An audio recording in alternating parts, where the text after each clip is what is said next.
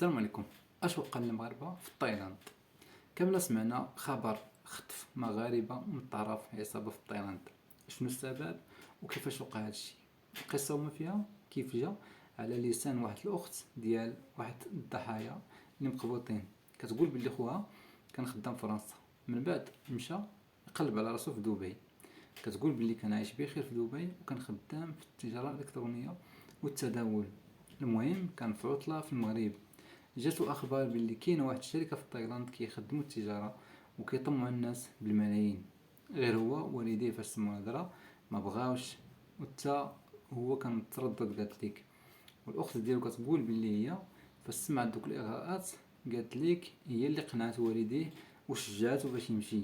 وخصوصا انها قالت لك كتشوف بعض المؤثرين المغاربه اللي دايرين العاقه في تايلاند، فداكشي اللي كتشوف في مواقع التواصل وداك البذخ وحياة الرفاهية، قالت ليك باللي هذه الفرصة ديالك انك تمشي.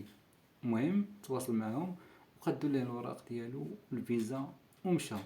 فاش وصل كتقول باللي كان استقبال الملوك، يعني داكشي واعر، الطوموبيل واعرة، وداو حتى لواحد لوطيل واعر. المهم كان داكشي زوين بزاف، حيت هو كان معاهم في تواصل وكيصور لهم داكشي كامل. هي هذيك بقى كيتواصل معاهم، والغريب ان البلاصه فاش داوه ما معروفاش، يعني بقاو كينقلوه من واحد لواحد لواحد باش ما يعرفش فين غادي وما يعرفش البلاصه فاش راه. المهم الاخت ديالو من بعد التواصل المستمر معاه والهضره ديالو تبدلت عليهم، شكو باللي كاينه شي حاجه. بقاو كيلحوا عليه انه صيفط ليهم لوكاليزاسيون ديال ديك البلاصه فاش كاينين.